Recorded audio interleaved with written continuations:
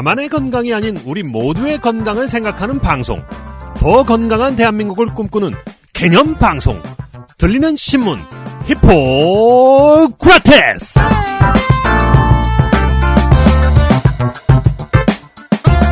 안녕하세요. 박쌤 박재영입니다. 안녕하세요. 김변 김선욱입니다. 요즘 동계올림픽 보시느라고 밤잠 설치는 분 많으시죠. 우리나라의 첫 금메달을 안겨준 이상화 선수. 라이브로 봤는데 정말 멋있었습니다. 예, 저는 우리 이규혁 선수 정말 감동적이었습니다. 6번이나 출전했잖아요. 네. 대단한 것 같습니다. 처음에서부터 6번까지 하고 마지막을 여기서 마무리했을 때 그 느끼는 감정이 정말 가슴을 좀 울렸습니다. 네. 한번 박수 한번 쳐드리고 싶습니다. 네. 쳐드리세요. 네. 자, 소치 못지않게 보건의료계도 뜨거운 한 주를 보냈습니다. 어떤 일들이 있었는지 오늘 히구라에서 아주 재밌게 여러 가지 준비했습니다. 곧 알려드리겠습니다. 네, 광고 듣고 올 테니 잠시만 기다려주세요.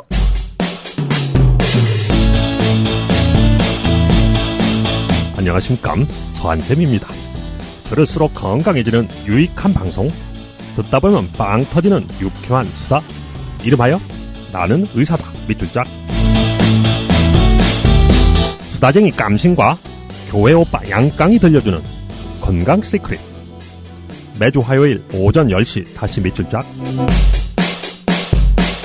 나 의사로 오시오. 웰컴. 네, 들리는 신문 히포크라테스. 한 주간 있었던 보건의료 분야 뉴스를 정리해드리는 시간입니다. 오늘은 뉴페이스가 함께했네요. 청년의사신문 정승원 기자입니다. 히구라에서 처음 인사드리는 겁니다. 안녕하세요. 청년의사신문의 정승원 기자입니다. 네, 데뷔 무대라고 떨지 말고 평소처럼만 하라고 말하고 싶지만 원래 이 정승원 기자가 말이 좀 느립니다. 그래서 평소보다 빨리 말씀을 해주시기 바랍니다. 알겠습니다. 그리고 자주 나오는 송수연 기자도 자리했습니다. 안녕하세요. 네, 안녕하세요. 가만히 앉아서 듣고만 있자니 지루해서 목소리 출연이라도 좀 하고자 아이템 찾아서 왔습니다. 네. 네. 자, 첫 번째 들려줄 뉴스는 제 전공 분야이기도 한데요. 서울대병원 원외 처방 약제비 환수 소송 관련 내용입니다. 네, 원외 처방 약제비. 단어 자체가 생소한 분들도 계실 겁니다. 이 원외 처방 약제비 때문에 국민건강보험공단하고 소송까지 벌이는 병원들이 많은데요. 뭐가 문제인지 일단 아주 간단한 설명을 좀 김변희 해주시죠. 전공 분야니까. 네. 의학 분업 알고 계시잖아요. 그래서 병원에서 외래에서 오시는 환자들에 대해서는 처방전을 발행해서 환자들이 외부에 나가서 이제 약을 처방받아서 복용을 하십니다. 그런 결과로 그 원외 처방된 약제에 대해서는 병원이 이제 수익이 없죠, 사실은요. 그런데 그 처방한 내용이 국민건강보험법에 관련된 고시의 내용하고 좀 달라서 공단에서는 그 좀 이상하다, 고시하고 반한다라고 해서 그 처방 자체가 잘못됐다라고 판단을 해서 그것에 대한 책임을 여태까지 병원한테 묻고 있었어요. 근데 병원 입장에서는 그 원외 처방한 것에 대해서 약제비를 받지를 않고 그 약제비는 모두 원외 바깥에 있는 약국에서 그걸 받았는데 그리고 그러면 제약회사가 가져갔죠. 그렇죠. 그리고 약은 환자들이 가져가고 그 약제비와 관련된 비용은 약국에서 가져갔는데 의사가 소속된 병원은 그냥 처방만 해줬을 뿐인데 그 책임을 병원한테 다 물어서 병원한테 줄 돈을 안 주고 있었던 거죠. 공단에서. 그 이유는 그 잘못된 처방을 했기 때문에 그것에 대한 책임을 져라라고 해서 병원이 2000년부터 시작해서 한 10여 년간을 계속해서 자기가 받지도 않은 그 돈에 대해서 책임을 지고 있었습니다. 이것이 좀 부조리가 있다라고 해서 소송이 제기가 됐고요. 그게 바로 흔히 얘기하는 원외 처방 약제비와 관련된 소송입니다. 네. 뭐 아시는 분들은 다 아실 테고 모르는 분들은 지금 김변 설명 들어도 이게 뭔 소린가 하실 것 같은데요. 그러니까 내가 잘못한 것도 없는데 잘못한 건 있는데 이득은 내가 받지를 않았는데 그걸 책임져라고 하니까 네, 조금 논쟁점이 여러 가지가 있어요. 맞습니다. 내가 잘못한 게 없다라고 주장하는 측면도 있고 그 건강보험공단 규정이 틀렸다라고는 주장도 있고요. 네. 그다음에 뭐 하여튼 여러 가지가 있는데 차차 풀어보기로 하고요. 일단 서울대병원이 국민건강보험공단과 벌인 그 환수 소송에서 서울대병원의 책임이 60%라고 정해지는 판결이 최근에 나왔습니다. 그걸 좀 정 기자가 소개를 해주시죠. 예, 지난 1월 서울고등법원은 서울대병원과 건강보험공단 간 원해 처방 약제비 환수 소송에서 병원 측의 책임을 제한하면서 공단으로 하여금 서울대병원에 21억 2천여만 원을 지급하라고 주문했습니다. 이번 사건은 서울대병원이 요양급여 기준을 벗어나 원해 처방전을 발행해서 공단이 약국에 약제비를 지급하고 이후 처방전이 급여 기준을 위반한 것을 알자 40억 원대의 환수 처분을 내리면서 시작됐습니다. 재판부는 서울대병원의 원해 처방전 발행으로 공단이 약제비를 지급하게 된 것은 사실이지만 이에 대해서 병원 측이 모든 책임을 묻는 것은 부당하다고 판단했습니다. 병원이 원해 처방전 발행으로 인해서 아까 말씀하셨듯이 직접적인 이득이 없다고 판단을 한 것인데요. 공단이 약제비를 지급했다고 해도 병원이 이를 모두 부담하는 것은 손해분담 공평의 원칙에서 어긋난다는 것입니다. 때문에 네. 고법 재판부는 이번 파기환송심에서 서울대병원의 책임을 60%로 제한한다고 밝혔습니다. 근데 제가 갑자기 궁금한 게 있어서 그런데요. 네. 현재 병원이 받은 돈이 없는 거잖아요. 그렇죠. 근데- 처방전 발행한 거에 대한 그 수수료 말고는 받은 게 없는 거죠. 근데 환수는 그럼 어떻게 무슨 기준으로 아, 어떻게 그 환수를 해요? 병원은 환자들을 진료하고 공단에다가 진료비를 청구를 하잖아요. 네네. 근데 그 중에서 네. 일부를 그 원해 처방 약제비에 해당하는 금액을 빼고 안 주고 있었던 거죠. 아. 그러니까 다른 데서 줄 돈을 안 주는 거예요. 예. 네.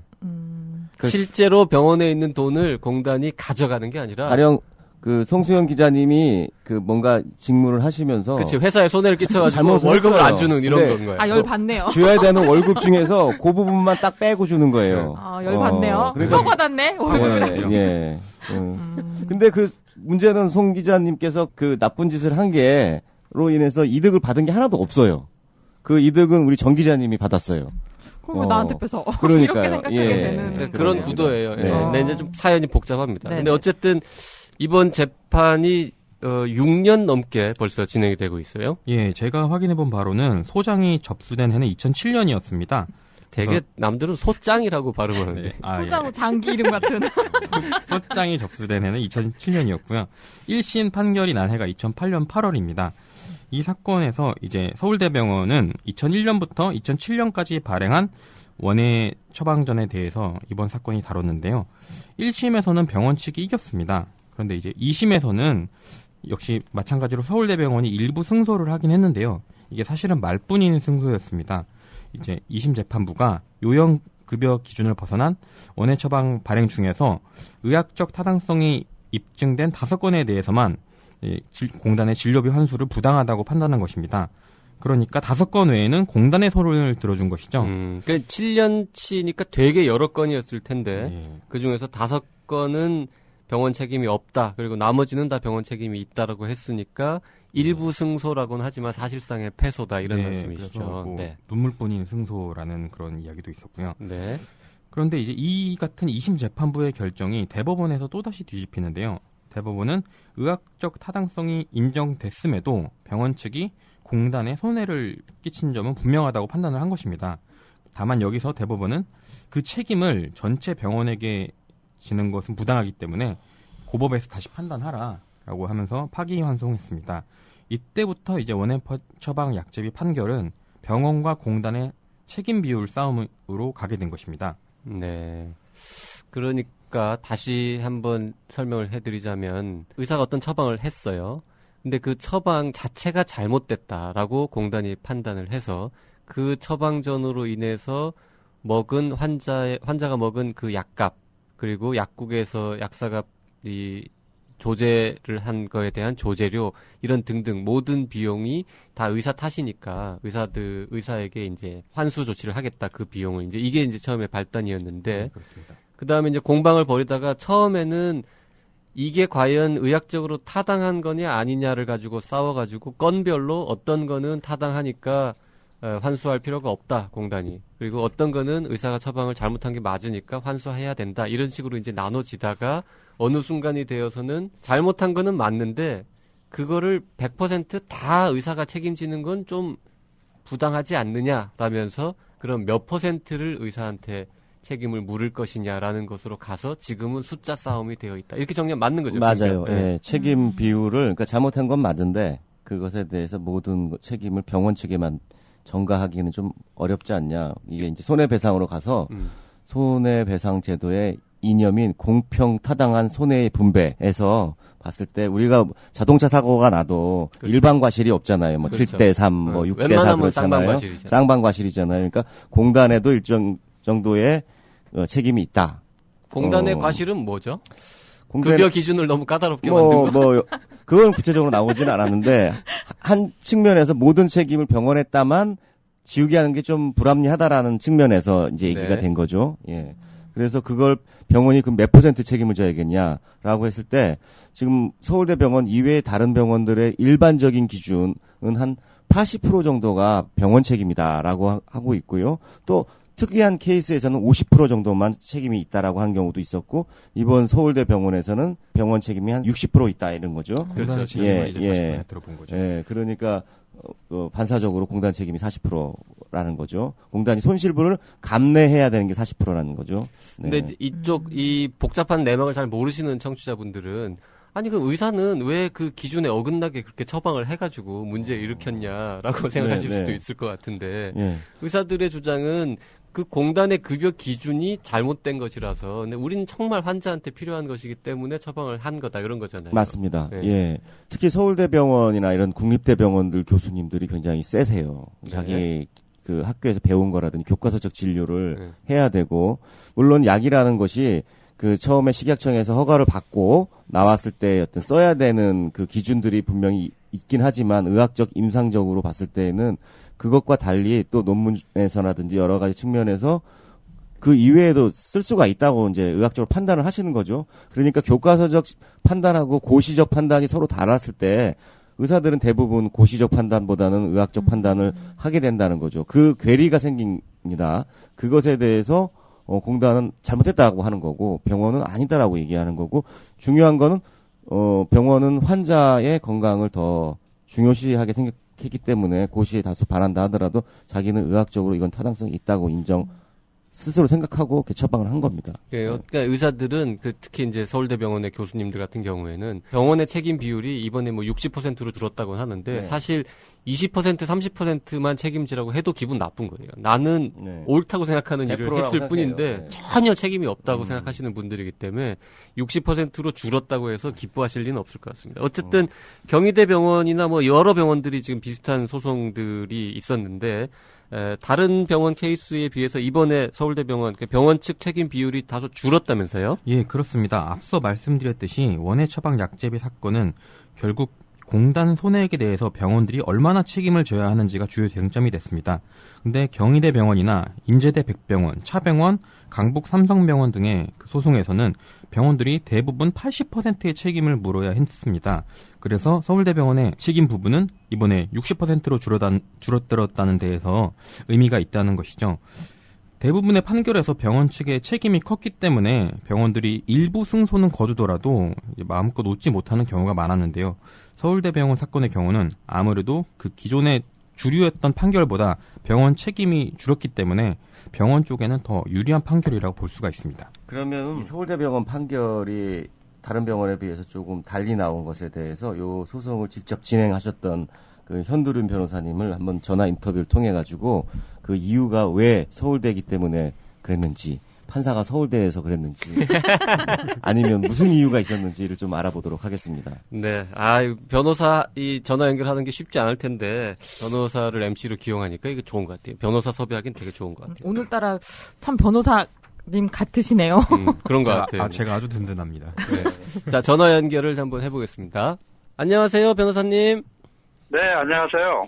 자, 과거 사건보다 병원 네. 책임이 줄어든 이유가 뭔가요? 지금 김 변께서 뭐 판사가 서울대라서 출신이라서 그런 거냐 이런 농담하셨는데, 예. 자, 네 그리고 지금 서울대병원 그 사건이 지금까지 나온 원예 처방 약제비 사건 중에서 가장 병원 예. 책임이 적게 나온 편인가요? 어떠세요? 그렇지는 않습니다. 서울대 병원보다 병원 측의 책임이 적게 인정된 사례가 더 있어요. 있긴 있었어요. 네. 예. 그 순천향대학교 병원 같은 경우는 병원이 100% 승소를 했고요. 100% 승소요. 네. 예. 백제병원은 병원이 50% 승소를 네. 했습니다. 그러니까 50대 50으로 분담해라 라는 거고요. 그 다음에 요번에 서울대병원은 병원이 6, 공단이 4 6대 4로 이렇게 판단을 했기 때문에 서울대병원 사건이 병원이 가장 크게 이긴 사건은 아닙니다. 네. 근데 다른 병원들하고 비율이 다른 거는 그 사건, 그러니까 그 원해 처방의 내용이 다르기 때문에 다를 수 있다고 생각이 되는데 서울대병원 그 같은 사건을 두고 기존의 80%에서 60%로 줄어든 거는 그럼 어떤 맥락인가요? 일단은 이 원해 처방 약제비 문제를 병원한테만 부담시키는 것은 타당하지 않다라는 거는 이미 대법원에서 이제 확인을 해줬는데요. 문제는 그 병원과 공단 간에 몇 %씩 분담하느냐, 그리고 그 분담을 해야 될 그런 사유가 뭐냐. 네. 특히 그 분담의 사유에 관해서 재판부마다 좀 판단이 달라져요. 그러니까 지금 이제 서울대병원은 이제 40% 승소를 했는데 그 다른 법원, 그러니까 20%를 인정한 다른 재판부에 비해서 국가의 책임을 많이 인정을 했습니다. 그러니까요. 왜 인정한 거예요? 더 많이 인정한 이유가? 그 여러 가지가 있는데요. 첫 번째는 이제 의약분업에 따른 후속 조치를 제대로 마련하지 못한 점을 주로 꼽았습니다.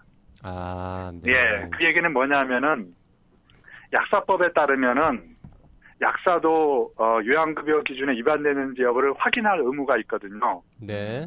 근데 현행 의료법 시행 규칙에 따르면은 그 처방 전에 진단명 기재를 생략할 수 있도록 하고 있고, 현실에서도 대부분 진단명 기재나 그 분류 코드를 기재를 하지 않고 있어요. 네. 그러다 보니까 약사들은 그 요양급여 기준 여부를 처방전만 가지고서는 확인할 수 없게 되는 거죠. 그리고 또 심평원이 무리한 임상의학 수준과 괴리된 그러한 심사 기준으로 기계적으로 심사하는 그런 경향에 대해서도 재판부에서 좀 문제점을 지적을 했습니다. 네. 알겠는데요. 그렇게 국가가 준비도 덜 했고, 저 심사 기준도 기계적으로 적용한 게 문제다라고 하면서 반 이상은 처방한 의사 책임이라고 하니까 병원 측에서는 계속 불만을 제기하는 거잖아요. 네. 근데 정부 입장도 당연히 있겠죠. 네. 그러면 말하자면은 예전에 80%에서 60%로 줄어든 20% 부분이 약국에게도 책임이 있다 이렇게 볼 수는 없겠네요. 왜냐면 그 부분은 이제 그 서울대병원 재판부에서는 약국의 책임은 인정하지 않았는데요. 네네. 아까 순천향대학교 병원 그 사건에서는 약국의 책임을 인정을 했어요. 약사법상으로는 분명히 그 약사는 요양급여 기준 위반 여부를 확인해야 될 의무가 있고, 또 심평원 역시도 요양급여 기준에 위반됐다면은 약제비를 약국에 지급하지 말아야 된다. 네. 그래서 만약에 그 약값이 나갔다고 한다면은 그거는 공단은 나중에 약국으로부터 그 약제비를 환수할 수 있기 때문에 결론적으로 공단은 손해가 없는 거다. 그런 이유로 해가지고 그 사건에서는 병원이 100% 승소를 했던 겁니다. 그러니까 약사의 책임이 있느냐 없느냐, 그리고 심평원의 심사 잘못을 하는 책임이 있느냐 없느냐, 그리고 그 책임이 있다면 얼마나 있느냐, 이 여부가 이 병원의 그 책임 분담 비율을 정하는데 가장 핵심적인 요소인데, 이 부분에 관해서 각 재판부마다 판단이 달라요. 네. 어떤 재판부는 약사의 책임이 있다. 어떤 재판부는 그 약사의 책임이 없다. 그뿐만 아니라 환자의 책임 역시도 어떤 재판부는 환자한테 이득이 있다고 보기 어렵기 때문에 환자로부터 약제비를 반환받을 수 없다. 이렇게 주장하는 재판부도 있는데, 또 어떤 재판부에서는 의사가 필요해서 약을 처방받았고 건강보험이 적용되지 않음으로 인해 가지고 원래는 환자가 부담해야 될 건데 안 하게 됐으니까 결국 환자도 이득을 얻은 거 아니냐. 그렇다면 환자도 그런 이득을 공단에 반환해야 될 의무가 있다. 이렇게 지금 본 재판부도 있어요. 그런 판결도 있었군요. 예. 그러니까 이 상당히 재판부마다 판단이 달라지는 이유는 이 원해 처방 약제비 문제가 공단과 병원 간의 문제만은 아니다. 네. 공단과 병원뿐만 아니라 환자, 약국, 그리고 심평원, 이런 모든 어떤 당사자들이 다 관련되어 있는 문제이기 때문에 그 각각의 책임의 유무나 그 책임의 정도에 따라서 당연히 이제 병원의 책임 분담 비율이 이제 달라지는 거예요. 그러면 요새 공단이 담배 소송도 제기하겠다는 등으로 좀 이렇게 손해에 대한 원인을 제공한 사람들에 대한 그 책임 추궁 이런 것들이 늘어나는데 이 대법원 판결 또는 이 서울대병원 판결로 인해서 후속적으로 가령 예를 들어서 심평원에 대해서도 책임이 있다라고 되면은 거기에도 좀 구상금이라든지 뭐 약국에도 법리적 가능성은 분명히 있겠네요. 되게 재밌겠는데요. 있습니다. 공단이 심평원을 상대로 돈을 내놓으라고 하는 거지. 네, 거기서 잠깐 조심해야 될 거는 심평원의 책임 문제인데요. 공단이 심평원을 상대로 해가지고 손해배상 책임을 물을 가능성은 극히 없는데 다만 이런 경우는 생각할 수가 있어요. 예를 들어가지고 이거는 봤을 때 그 기계적인 요양급여 기준, 그러니까 뭐 식약청 허가사항이나 병용금기, 연령금기에 위반해가지고 이거는 요양급여로 인정하지 말아야 되는데 심평원은 가끔씩 인정을 해주거든요. 그런 경우에 이거는 그 요양급여 기준의 기계적인 구속력을 인정을 한다면은 이거는 의사뿐만 아니라 심평원도 거기에 기계적으로 구속되는데 이거를 위반해가지고 급여를 인정해줬다. 그러면은 그에 대한 논리로 공단에서는 심평원 상대로 니들이 이걸 잘못 심사를 해줬기 때문에 손해배상을 해라. 이렇게 주장을 할 가능성도 있습니다. 그 공단하고 심평원하고 아시다시피 사이가 굉장히 안 좋잖아요. 서로 못 잡아먹어서 아주 안달이 났는데 공단에서 심평원을 상대로 소송을 제기하면 굉장히 큰 뉴스가 될 것 같아요. 그럴 수도 있죠. 우리 기사 쓸까요? 현두련 변호사 공단이 심평원 상대로 소송 제기 가능해 이러고. 그러면 제가 저기 심평원을 변호해야 될 상황도 있을 수가 있겠네요. 그러니까 이게 그 웃을 문제가 아니고요. 과연 이 요양급여 기준이 어느 정도 구속력이 있는 거냐. 그렇죠. 심평원에서는 사례별로 심사를 하거든요. 기계적으로 이렇게 요양급여 기준에 위반된다고 하더라도 그 처방이 필요한 사유를 기재를 하면은 급여로 인정을 해줘요. 삭감 안 하고. 그런 논리라면은 의사도 마찬가지예요. 의사가 처방을 할 때 이거는 요양급여 기준에 위반될 여지는 있지만은 의학적 정당성이 있고 환자가 필요하다면은 처방을 할 수 있는 거죠. 그러니까 과연 이 요양급여 기준이 획일적이냐, 예외 없이 다 이렇게 적용돼야 되는 거냐, 그런 논란이 있고 만약에 의사에 대해서 획일적으로 적용이 돼야 된다면은 심평원도 마찬가지로 모든 사건에 대해 기계적으로 심사를 해야 돼요. 만약 기계적으로 심사를 안 해서 사례별로 심사를 해가지고 요양급여 기준에 위반됐음에도 불구하고 인정을 해줬다. 그럼 공단에서는 손해배상 청구하겠다. 이렇게 나올 수도 있는 거죠. 정말 복잡하네요. 어쨌든 과거에 병원 책임이 50% 혹은 뭐 거의 없다는 판결도 있었다고 하셨지만 소위 그 메이저 병원 막 수십억 원이 걸려 있는 소송에서 이번에 60%가 나온 거는 제일 그래도 적게 나온 판결인 건 맞는 거잖아요. 예, 그렇습니다. 상당히 상징성이 있어요. 그렇게 병원 측의 책임이 줄어든 데는 담당 변호사인 현두련 변호사의 역량이 컸다. 뭐 이렇게 봐도 되는 건가요? 아닙니다. 뭐 저희가 거의 99% 사건들을 저희가 수행을 하고 있고 그 사건들 중에 대부분은 저희가 20%밖에 인정을 못 받았습니다. 제가 특별히 서울 여러 사건을 다 맡고 계시니까. 그러면 아까 김변희 농담이지만 판사가 서울대 출신이라서 그런 거 아니냐는 거에 대해서는 어떻게 생각하세요? 그렇지는 않을 겁니다. 판사가 서울대 출신인 건 맞군요. 글쎄요. 그거 한 분만 하는 게 아니라 세 분이서 재판을 하는 거라서. 그럼요. 농담한 걸 갖고 박쌤은 그걸 또 다시 재차 물어보고 확인을. 재차 농담을 했더니. 국민들은 그런 거에 또 관심이 많으니까요. 하여간 고등법원의 대부분 고등법원 판사님들은 대부분 서울대 출신들이십니다. 자, 알겠습니다. 오늘 아주 긴 시간 동안 전화 연결해 주셔서 설명해 주셔서 감사드릴게요. 다음에 또 전화 연결 필요하면은 연락 드릴게요. 그러십시오. 감사합니다. 감사합니다. 다른 소식으로 좀 넘어가죠. 국민들의 공분을 일으켰던 여대생 청부 살인 사모님 사건에 대해서 주치의 교수님께서 징역형을 1심에서 선고받으셨습니다. 우선 어떤 사건인지 간단히 설명해 주시죠. 이번 사건은 지난해 방송을 타면서 주목을 받고 사람들의 공분까지 사게 된 사건입니다. 과거에 여대생을 청부살인하고 무기징역형을 선고받은 재벌가의 사모님이 징역형이 선고됐음에도 5년 가까이 감옥 박힌 대학병원에서 생활한 것이 지상파 방송을 탄 것입니다. 문제는 이 사모님이 사실은 병원에서 지낼 만큼 몸이 아프지 않았는데 사모님의 주치의인 피 교수가 진단서를 허위로 작성해 사모님을 감옥 밖 병원 특실에서 생활할 수 있도록 도왔다는 것입니다. 이에 대해서 검찰은 피 교수를 허위 진단서 작성 혐의 등으로 구속 기소했고 그에게 허위 진단서 작성을 사주했다는 혐의로 사모님의 남편인 재벌가 회장 R씨도 구속 기소했습니다. 네. 피 교수 R씨는 또 발음이 그런 것 같아요. 그냥 다 알려졌으니까 박모 교수. 네. 저도 그게 좋은 것 같습니다. 네. 류모 회장 이렇게 이제 얘기를 하죠. 형이 어떻게 나왔죠? 예. 집행유예 없는 징역 8개월이 나왔습니다. 실형 8개월 선고. 예. 그러니까 이미 구속 상태로 재판을 받고 있었으니까 계속 구치소에 계셔야 되는 거죠, 지금. 네.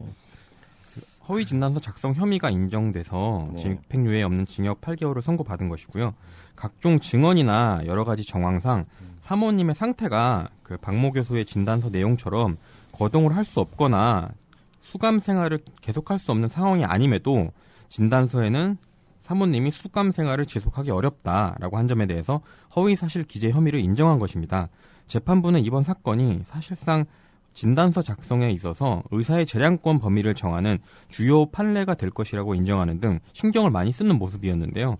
그래서 박모 교수가 작성한 진단서 3개의 허위사실 기재 여부를 꼼꼼히 따졌고 이 중 2개에 대해서 허위 진단서라고 인정한 것입니다. 네, 허위 진단서 발부 혐의로 김변, 이 의사가 징역형을 선고받은 사례가 있나요? 처음이죠, 아마. 아니, 그렇지는 않고요. 또 있었어요? 네, 과거에 보험 사기. 보험 사기랑 연루됐을 심한 경우에는 징역형이 나오기도 하죠. 1심 때. 물론 이제 그때는 징역형, 실형이 이제 완전히 확정되는 경우 그렇게 많지는 않는데. 아니, 그때는 허위 진단서 플러스 뭐 사기 혐의나 이런 게 추가되지 않았어요? 사기 방조도 되고요. 그러니까. 공범도 되고. 지금 이 우리 박모 교수는 허위 진단서 혐의만 가지고도 현재 지금 실형이 선고된 상태니까. 네, 어쨌든 근데 3개 진단서 중에서 2개는 허위가 인정되고 나머지 하나는 인정되지 않았다고 하는데요. 보통 그 3가지가 여러 가지 질병이 있었는데 뭐 다른 거 설명은 좀 생략하고 왜 무죄 하나는 인정되지 않은 거는 뭔지 그걸 좀 설명을 해주시죠. 예, 무죄를 선고받은 진단서는요. 박모 교수가 작성한 진단서 중에서 첫 번째 진단서가 2008년, 2010년, 2011년에 작성된 3가지가 있는데요. 그중에 첫 번째 작성된 2008년 진단서입니다. 검찰은 이제 유방외과 전공인 박모 교수가 소화기 암을 예측하는 종양 표지자를 마치 유방암에 대한 종양 표지자 수치가 상승한 것처럼 작성했다고 이를 허위사실 기재로 판단하고 기소를 했는데요. 재판부는 반면 이에 대해서 소화기 암 표지자라고 해도 정상 수치를 넘은 상태였고 피 교수가 주치의로서 이를 지켜봐야 한다고 기재를 한 점에 대해서는 납득이 가능한 부분이 있고 또 이제 이후의 진단서에서는 명시를 안 했지만 이후의 진단서에서는 소화기암 종양 표지자라는 적시를 한 것으로 봐서 이 진단서는 단순한 실수나 좀 적시를 하지 않은 것에 불과하다고 봐서 무죄를 선고했습니다. 종양 표지자가 뭐예요? 굉장히 오랜만에 의학적인 질문을. 종양이 생겼을 때 피 검사를 통해서 그 암세포가 있음을 시사하는 숫자들이 나오는 경우들이 몇 개가 있습니다. 그러니까 암마다 다르고요. 특정한 뭐 A라는 암에서 발견되는 표지자가 있고 B라는 암에서 발견되는 건 또 다른 또 숫자들이 이제 있는데 그 종양 표지자가 올라갔다는 거는 예를 들어서 건강한 사람이 피 검사를 했는데 그 수치가 높게 나왔다 그러면 이 사람 혹시 암이 있는 건가라는 의심을 해봐야 되는 상황인 거고 암 치료를 마치고 완치된 사람들 같은 경우에는 정기적으로 이렇게 피 검사를 해가는 과정에서 다시 그게 만약에 뛰었다 그러면은 재발인가 뭐 이런 걸 의심해 볼 수 있는 뭐 그런 겁니다. 근데 이제 암마다 그 숫자가 올라가는 그 표지자의 종류가 다르기 때문에 지금 여기서 말씀하신 대로 유방암 표지자가 올라간 게 아니라 다른 소화기의 암 표지자가 올라간 것 때문에 이걸 가지고 뭐 유방암 표지자가 올라간 것처럼 썼다 뭐 이런 거는 굉장히 이제 이 아주 정밀한 아주 예민한 뭐라 그럴까요? 복잡한 부분이라서 여기까지 허위로 보기엔 좀 어렵다 이렇게 판단하신 것 같습니다. 그래서 단순한 실수 정도로 판단. 네. 근데 어쨌든 나머지 2개의 진단 거동이 매우 불편해서 뭐 병원에 있어야 된다, 수면 장애가 있고 뭐 수감할 수 있는 상태가 아니라고 판단된다라는 결론이 난 그 진단서 2건은 허위라고 확실히 인정을 한 것이고. 네. 일반적으로 보면 이 허위 진단서를 발급해 주게 되는 동기가 굉장히 중요한데요. 이때 그 검찰이 기소했을 때는 그 박 교수가 사모님의 남편인 재벌 그 류 회장으로부터 $10,000를 대가성으로 받았다. 이런 부분이 있었는데 그거는 이제 혐의가 또 인정되지 않았다면서요? 예, 이 부분이 좀 재밌는 부분인데요. 그러니까 허위 진단서를 2개나 작성을 했지만 그에 따른 대가는 입증하지를 못한 것입니다. 검찰이 정황상 근거들로 두 사람이 돈을 주고받았다고 기소한 것에 대해서 재판부는 명백한 증거가 없다고 본 것입니다. 사모님 남편인 류 회장은 2011년 8월 어느 날에 미화 $20,000를 환전하고 다음 날 세브란스 병원 앞에서 누군가와 식사를 하면서 12만 원 정도의 식사비를 결제를 합니다. 그런데 이 기막힌 우연인지 같은 날에 박모 교수의 통장에 $10,000가 입금이 되는 것입니다. 검찰은 이에 대해서 류 회장이 $20,000를 환전하고 그중 $10,000를 다음 날 식사를 하면서 박모 교수에게 전했다고 본 것입니다. 그런데 재판부는 이를 정황상의 근거일 뿐이고 물리적으로 두 사람이 식사를 하는 것은 불가능하다고 판단을 했습니다. 류 회장이 세브란스 병원 앞에서 식사를 한 당일날 이제 박모 교수는 아침부터 수술을 했고 수술 시간과 식사 비용이 결제하는 시간이 차이가 있어서 두 사람이 식사를 했다고 보기 어렵다고 본 것이고요. 그리고 여기서 보통 식사는 밥을 먹고 나서 결제를 하는데 그것까지 감안했을 때 수술 시간과 겹쳐서 박모 교수가 류 회장이 결제한 그 식사 자리에 있을 수 없다고 본 것이죠. 따라서 재판부는 이제 직접적인 증거 없이 정황상의 근거만 있다는 이유로 무죄를 선고했습니다. 근데 같이 밥은 안 먹고 딴 사람이 대신 밥 먹고 돈은 통장으로 넣어줄 수 있는 거 아니에요? 아니, 그러니까 아니에요로 현금이 아니에요로 기소를 할 수는 있지만요. 아니에요를 가지고 유죄 판결을 할 수는 없다는 거죠. 통장에 입금된 $10,000는 현금으로 입금이 된 거죠, 그러니까. 예, 그렇습니다. 송금된 굳이 게 아니라. 네. 원화가 아니라 네. $10,000라고 말씀드린 이유는 $20,000를 전날 환전을 했고 네. 다음 날 박 교수의 통장에 $10,000가 입금된 자, 것이죠. 이게 그 $20,000가 원래 전달돼야 되는데 $10,000가 배달 사고를 냈다는 배달 사고가 뭐 항상 현찰은 그러니까요. 근데 지금 재판부에서는 그래서 그런 돈의 흐름이 아니다. $10,000는 다른 사람한테 갔다라는 확인되지 않은 설도 있는데요. 뭐 그건 네. 전혀 이제 확인되지 않은 설이고 네. 재밌다면 재밌는 게 법원이 명백한 증거가 없으니까 어쩔 수 없다라고 얘기는 했지만 아니 이건 솔직히 누가 봐도 우리가 그럼 물어봤을 거예요. 그 $10,000는 어디서 난 거냐라고 물어봤을 때 아마 소명을 못 하셨을 텐데. 저는 사실 식사를 류 회장이 그 12만 원짜리 식사를 누구랑 했는지도 사실 궁금한데 그 부분이 좀 제대로 밝혀지지 않은. 아마도 그 피신 조서에 보면은 좀 오래된 일이라 기억이 잘 없다라고 얘기할 수가 있겠죠. 그 대학 교수 정도 되면 $10,000 정도는 뭐 충분히 어떤 식으로든 가지고 있을 수가 있다 이렇게 얘기를 했을 수가 있습니다. $10,000면 우리나라 돈으로 얼마? 1,000만 원. 네. 외환관리법 위반은 아닌가요? 뭐 그렇지는 않죠. 예. 어떻게든 엮어보려고. 또 무슨 박쌤. 근데 이제 만약에 미국 가실 때 미국에서 생활해 보시잖아요. 네. $10,000 정도는 그냥 지갑에다 넣고 다니는 거 아닌가요? 전 뭐 갖고 다녔습니다만은. 네. 허위 진단서를 작성했지만 대가는 받지 않았다라고 법원이 판단을 했는데 정말 아무 대가 없이 정말 그 환자를 위해서 순수한 마음에 진단서를 굳이 허위로 썼다는 것도 사실 이상하긴 합니다. 네. 측은지심이 과하게.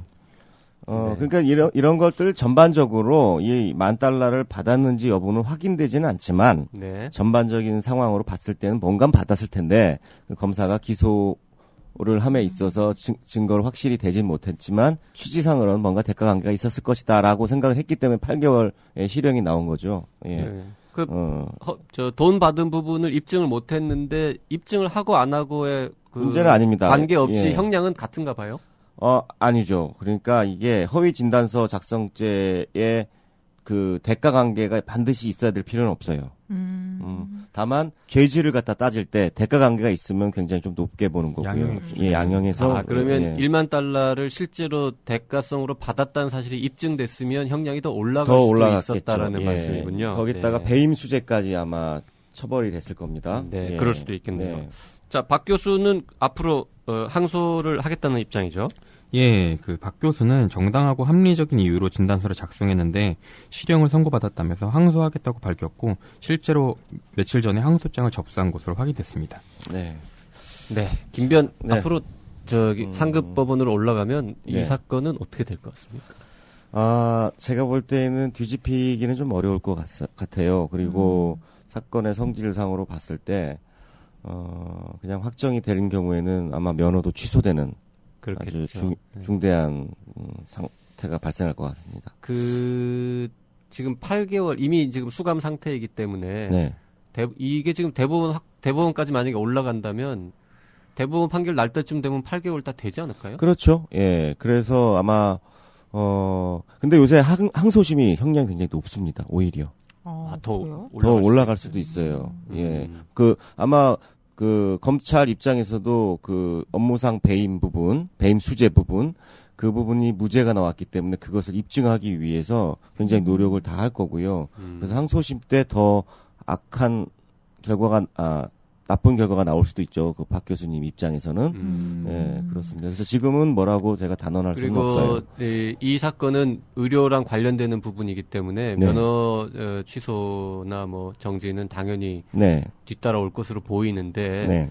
면허 정지 같은 처분은 형이 확정된 다음에 또 나타나는 거죠. 그렇습니다. 예. 확정된 다음에 이제 보건복지부에서 취소가 된 집행유예 이상이 되면 취소가 되거든요. 네. 그러니까 취소가 됐다 그러면 청문 절차도 있고 그래서 보통은 확정된 후로부터 한 1년 내에 취소 처분이 또 나오죠.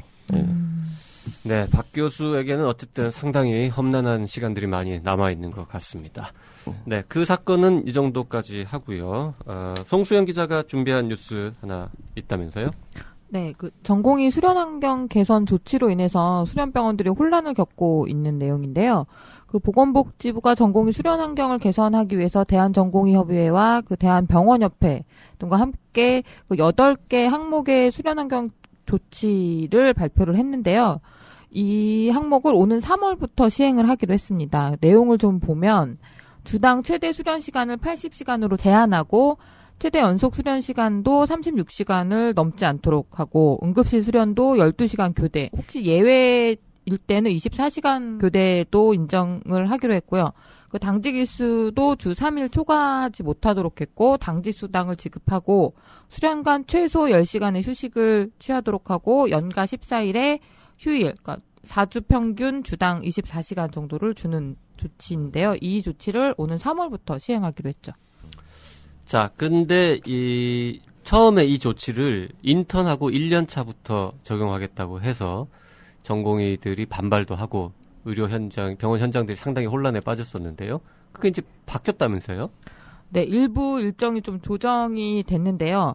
보건복지부는 지난 6일에 수련환경 개선 대책과 관련해서 환자 안전과 직접적으로 연관성이 높은 4가지 항목에 대해서는 당초 단계적인 시행에서 인턴과 1년차부터 먼저 적용하기로 했었잖아요. 이거를 인턴부터 레지던트 4년차까지 모두 포함해서 즉시 시행하는 걸로 변경했고요. 이 4가지 항목은 최대 연속 수련 시간을 36시간으로 제한하는 거와 응급실 수련 시간을 최대 12시간에서 24시간 이 부분과 수련간 최소 10시간의 휴식을 줘야 되고 휴일 월 평균 주당 24시간이다. 이 부분이 이제 인턴부터 레지던트 4년차까지 모두 한꺼번에 오는 3월부터 적용되는 조항이고요.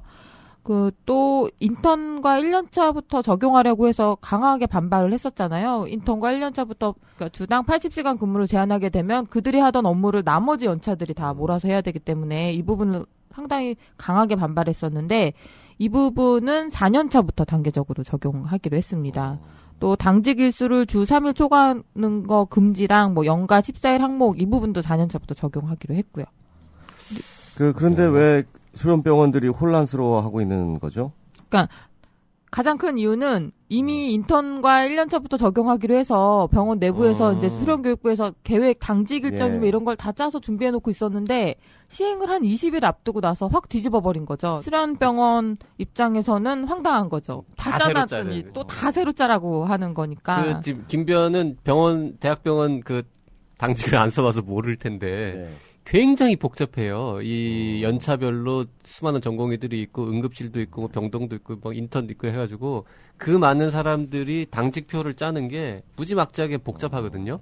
근데 그거를 평소에 하던 대로 이제 하던 관습대로 끼워 넣으면 그나마 좀 쉬운데 이번에 정부가 와장창 제도를 바꿨잖아요. 그래서 그거에 맞춰서 다시 새로 짜느라고 아마 몇 달 동안 굉장히 많은 사람들이 고생하고 싸우고 막 했을 텐데 그렇죠. 그걸 다 겨우겨우 준비했더니 20일 남겨놓고 게임의 룰을 바꿔버린 거죠. 그랬더니 다 새로 짜야 되는 상황이 된 거죠. 저희도 이거 갑자기 바뀌는 바람에 취재하는데 고생했던 게 그 전에 조치로 해서 취재를 다 해서 수련병원에 전화해서 어떻게 하고 있느냐 다 취재를 했는데 갑자기 몇몇 조항이 그 적용되는 전공의가 바뀌고 시행되는 일자가 다 바뀌어버린 거예요. 그래서 다시 또 다 전화를 해서 바뀌었는데 어떻게 하실 거냐 이렇게 또 다시 다 취재를 했었거든요. 이렇게 전격적으로 바뀌게 된 이유가 저번에 우리 전공의 대표 모시고 네, 맞습니다. 한번 이 방송 하고 난 다음에 그것 때문에 바뀐 거예요. 네, 야, 그럼 저희 희구라의 그 사회적 역할이 굉장히 지대하네요. 우리가 한번 다루면 바뀌는 거야. 그러니까 저희 생각하죠. 때문에 지금 수련병원들이 머리가 아픈 거네요. 그런 건가? 그러네요. 이거. 근데 어쨌든 1년 차하고 인턴부터 시행한다는 이 황당무계가 누가 들어도 다 현실을 모르는 사람이 했던 발상이었는데 이게 어떤 조항들은 그냥 전부 다 일시에 다 시행하는 걸로 그리고 어떤 조항은 이제 4년 차부터 하는 걸로 바뀐 거는 뭐 그나마 좀 다행스러운 일입니다. 근데 그러면 4년 차부터 하면 내년에는 3년 차까지 가는 거예요? 네. 이렇게 단계적으로 이제 4년 차에서 3년 차, 2년 차, 1년 차 인턴까지 이렇게 단계적으로 확대되는 거죠. 근데 어쨌든 각 대학병원의 이 전공의들뿐만 아니라 교육 수련 담당하시는 교수님들은 아주 죽을 지경이라고 하소연을 많이 했다면서요. 못해 먹겠다는 소리까지 들었습니다. 네. 수련 환경이 그러면 개선은 될지는 몰라도 또 수련과 같이 있는 교육의 질 이것은 오히려 떨어질 거다라는 우려도 있다고요. 네, 대부분의 수련병원들이 그 줄어든 전공의 근무 시간으로 인한 영향력을 아무래도 최소화하기 위해서 교수 등 전문의가 없는 시간대에 전공의를 배치하고 있는데요. 그렇다 보니까 배워야 할 기회가 줄어들게 되는 거죠. 실제로 한 대학병원의 경우 전공의 최대 수련 시간은 80시간으로 제한한다는 발표가 있은 직후에 인턴부터 4년차까지 모든 전공의 근무 시간을 80시간으로 제한하기로 했고요. 동시에. 네. 대신 교수와 전문의가 부족한 야간에 주로 근무하는 형식으로 이렇게 근무표를 작성하다 보니까 전공의들은 좀 배워야 되잖아요. 교수님이 수술하는 것도 좀 들어가서 배워야 되고 뭐 처치하는 것도 배워야 되는데 그걸 볼 시간이 좀 줄어들게 되는 정말 거죠. 코미디죠. 그렇게 되면은. 네. 네. 교수들은 낮에 와서 환자를 보고 그 장면을 보면서 공부를 하고 수련을 해야 될 전공의들은 그 시간에는 쉬고 그렇죠. 밤에 출근해서 당직 서고 네, 그렇게 돼야 되는 상황이 벌어질 수밖에 없다고 우려를 하고 있고요. 때문에 그 전공의들 사이에서도 아무런 인력 보강이 없는 상태에서 그냥 전공의 근무 시간을 확 줄여버리면 배치가 이렇게 될 수밖에 없으니까 수련을 받을 수 있는 시간이 줄어든다라고 해서 좀 불만이며 좀 우려하는 목소리가 나오기도 하고 있습니다. 그러네요. 네. 그러니까 전공의가 아니라 이제 야간의가 되겠네요. 그러니까. 네. 아니, 진짜 심각한 문제예요, 이거는. 그렇죠. 한 연차당 전공의 숫자가 적은 과에서는 더 큰 문제일 것 같네요. 네, 그래서 퐁당퐁당이라고 네. 하죠. 하루 네. 쉬고 하루 야간 당직 쓰고 하루 쉬고 당직 쓰고 이런 식으로 근무를 서는 과들도 많을 거다라는 얘기도 하고 있고요. 근데 하루 당직 쓰면은 그 다음날 그 수련간 최소 10시간 휴식 이런 규정 때문에 당직 서고 나면 그 다음날 일을 못한다 뭐 이런 얘기도 있던데 그건 사실이에요? 네, 근데 그 최대 수련 시간을 36시간까지는 초과로 할 수 있게 한 조항도 같이 있어서요. 그러니까 하루 근무하고 바로 다음날 그것까지는 아니더라도 쉬어야 하는, 그러니까 병원에 있지 말아야 하는 시간이 좀 더 많아지긴 한 거죠. 그래요. 공부할 시간이 부족해질까봐 걱정하는 거군요. 전공의들은 또 어떤 측면에서는. 그렇죠. 이게 아무래도 그러니까 병원들이 전문의 인력을 충원을 한 상태에서 전공의의 이런 수련 시간이나 이런 게 개선이 되면 교육 받을 수 있는 시간이 늘어나긴 할 텐데 전문의 충원 없이 그냥 전공의 근무 시간을 줄여버리니까 대책이 안 서게 되는 병원 입장에서도 거죠. 그래도 전문의를 또 모시려면 그만한 재정적인 여유가 있어야 될 텐데. 네, 맞아요. 네, 그러면 또 수가를 올려야 될 것 같고. 네. 수가를 올리려면 또 국민들이 월급에서 보험료를 또 많이 내야 되고. 뭐 이런 게 한 번은 정리가 돼야 되겠네요. 계속 꼬리를 묻은 그런 거죠. 네. 진짜 오늘은 뭐 바빠서 얘기를 이제 바쁜 것보다도 이제 시간이 너무 길어질까봐 얘기를 못 하는데 그 다음에 언제 기회 되면 그 입원 환자를 주로 보는 전문의 그 하스피탈리스트 네. 미국에서 지금 있는 그 제도. 미국에서는 전공의의 근무 시간을 80시간으로 줄이면서 그 호스피탈리스트라는 제도를 네. 동시에 도입을 했거든요. 도입하는데 필요한 뭐 자원 같은 거는 국가에서 좀 이렇게 또 투입을 해줬고 뭐 이런 이제 사연이 있는데 우리는 지금 전공의 근무 시간만 줄이고 그 전공의들이 일을 적게 하면서 생기는 공백에 대해서는 정부가 뭐 알아서 하시고 이런 분위기를 하니까 또 병원들이나 이 의사들은 혼란도 혼란이지만 정부 정책에 대한 불신, 불만 이런 게 더 커지는 네. 또 이런 지금 상황이 벌어지고 있는 근원적 해결이 없네요. 그러니까요. 네, 근원적 해결을 정부가 좀 더 관심을 가져줬으면 좋겠습니다. 근원적 해결도 근원적 해결이지만 접근하는 방식이라도 좀 세련되게 했으면 좋겠다는 거예요. 예전에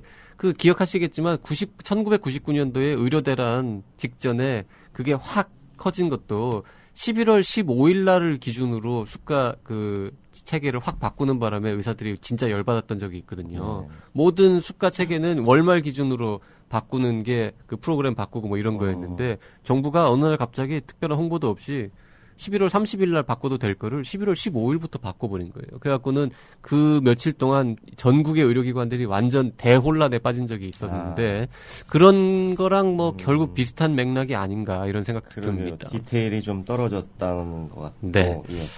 좋습니다. 네. 네, 오늘 뉴스 브리핑은 여기까지입니다. 정승원 기자, 송수연 기자 감사합니다. 네, 감사합니다. 감사합니다. 네, 그럼 잠시 쉬었다가 이상규 교수의 15분 MBA 시작하겠습니다. 딱딱하고 골치 아픈 주제임에도 추리소설을 읽듯 재미있다. 중앙일보. 박근혜 대통령에게 당장 개념 의료를 정독할 것을 권한다. 프레시안. 의사와 병원에 대한 불신을 조장하는 책들 속에서 이슈를 판단하는 눈을 키워주는 반가운 책. 조선일보.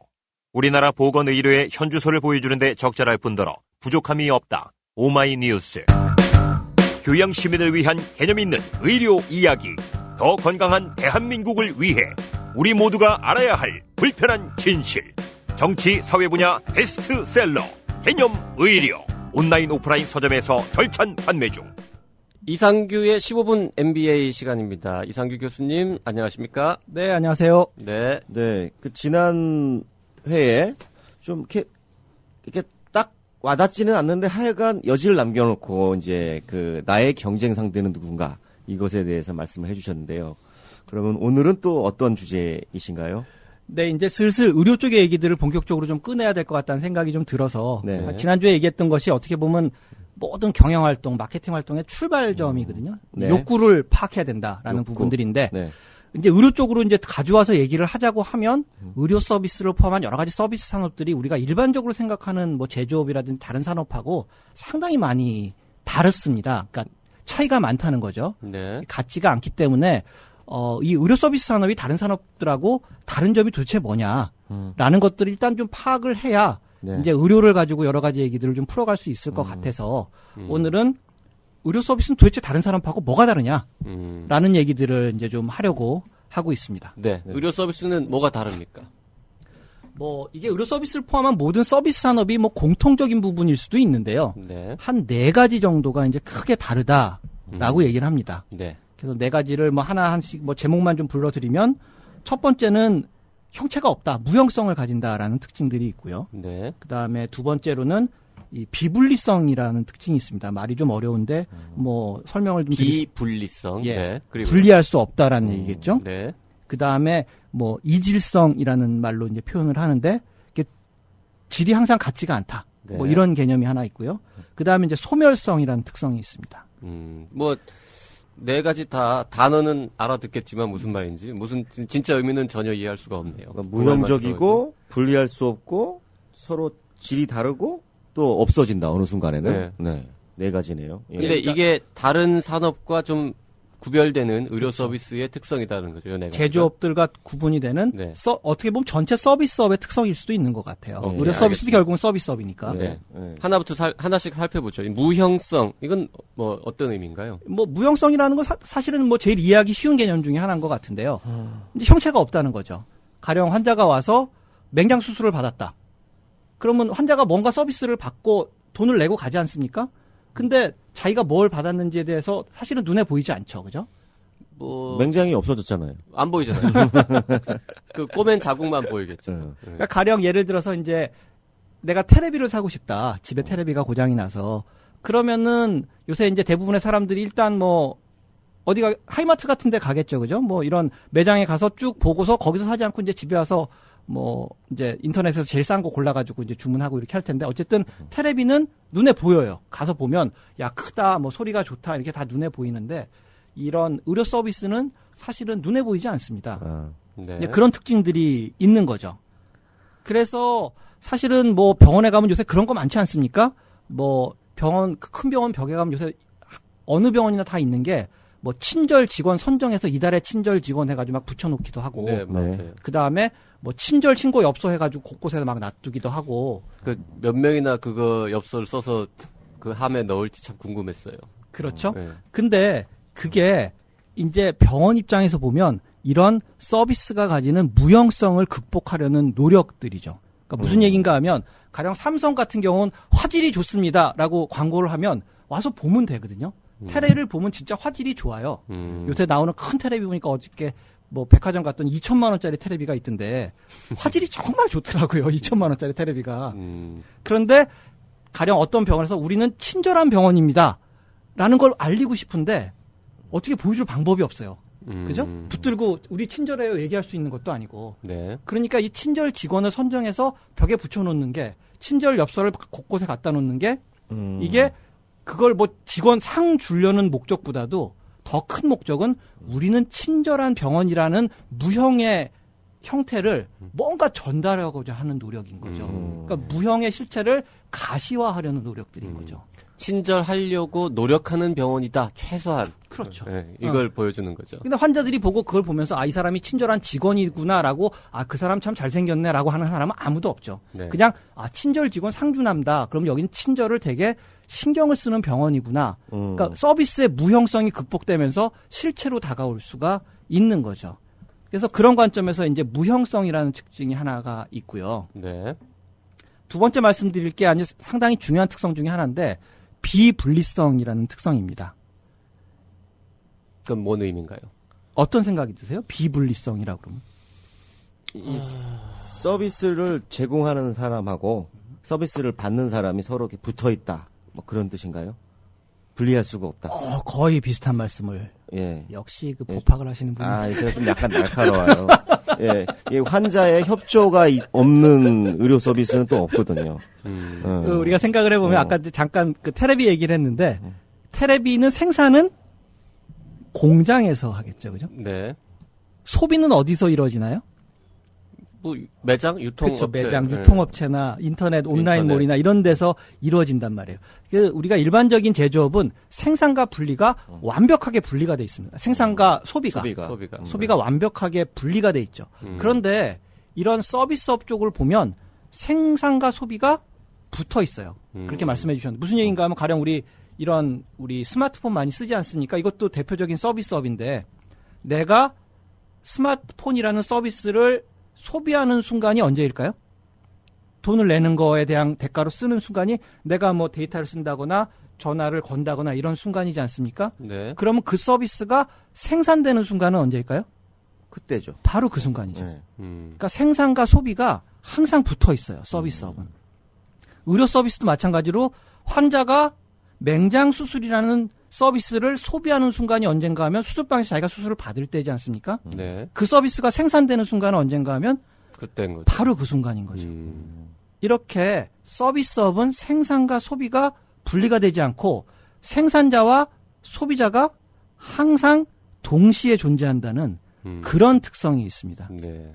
근데 이게 아주 중요한 게 서비스업이 아닌 일반 제조업에서는 생산을 내가 잘 하려고 하면 소비자는 생각 안 하고 일단 생산을 해내면 되는 거죠. 잘 만들면 돼요. 근데 서비스업에는 그 생산 과정에 항상 소비자가 옆에 있기 때문에 소비자를 어떻게 관리하느냐에 따라서도 이 서비스 품질이 막 달라지는 거예요. 그러니까 가령 쉽게 얘기하면 우리 이제 식당에 가서 고급 식당에 가서 밥을 먹는데 아주 맛있고 최고의 서비스를 받고 있는데 옆에 테이블에서 7살짜리 꼬마애가 막 이리 뛰고 저리 뛰면서 막 소리 지르고 있으면 그 음식이 아무리 맛있고 서비스가 최고여도 기분이 나쁜 거거든요. 그렇죠. 그건 생산자가 어떻게 조절할 수가 없는 거예요. 소비자가 옆에서 방해를 하는 거니까. 그래서 우리 학술적인 용어로 이제 그거를 이제 물 관리라고 하는데 물 관리가 되지 않으면 서비스업은 잘 되기가 상당히 어려운 거죠. 워터 매니지먼트라고 전문 용어로. 그 물 관리는 또 다른 데서 많이 나오는 것 같은데 같은 거예요, 그게? 네. 모르겠으니까 패스. 응? 세 번째는 예. 이제 네. 아까 이질성? 네. 그 네 번째 얘기를 같이 뭐 맞물려서 얘기를 하는 게 좋을 것 같은데요. 네 번째 얘기를 먼저. 네. 그 방금 말씀드린 게 서비스업의 가장 큰 특징 중에 하나가 생산과 소비가 동시에 이루어진다. 네. 라는 게 이제 아주 큰 특징 중에 하나였는데 네. 여기서 파생되는 게 소멸성이라는 특성입니다. 그 소멸성이라는 건 뭐냐 하면 수요가 저장되지 않는다는 거거든요. 수요가 저장되지 않는다. 네. 그러니까 가령 다시 테레비 예를 들면 평소에 한 달에 100대씩 팔리던 테레비가 갑자기 뭐 월드컵이다 올림픽이다 해가지고 수요가 확 늘었어요. 네. 그러면 어떻게든 재고를 갖다가 뭐 배달을 하던 주문 먼저 받아놓고 나중에 배송을 해주던 그 수요를 충족시킬 수 있는 방법들이 존재를 하죠. 네.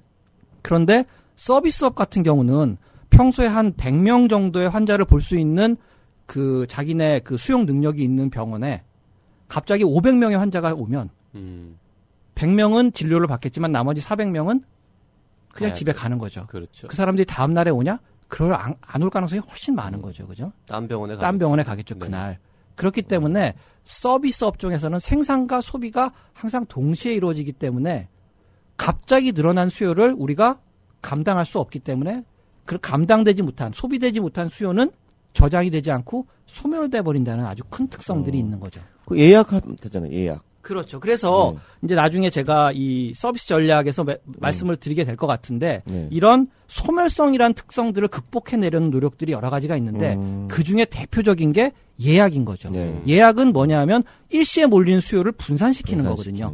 왜냐하면 아침 내내 막 환자가 너무 많아가지고 정신없다가 오후에 환자가 하나도 없으면 그거는 그 사람들이 오후에 오는 게 아니라 다른 병원을 가버리는 거니까 예약을 통해서 수요를 분산시켜서 내가 받을 수 있는 수요들을 최대한 흡수하겠다. 뭐 대표적인 전략 중에 하나죠. 그 수요가 너무 적을 경우에는 준비했던, 그러니까 공급하려고 준비했던 여러 가지 것들도 날아가는 거죠. 그렇죠. 그런 것도 같이 포함해서 소멸성이라고 하는 건가요, 그러면? 그건 조금 개념이 다른데. 아니, 뭐, 응급실에 이렇게, 뭐, 여러 간호사 이렇게 대기하고 있었는데, 환자가 한 명도 안 왔어요.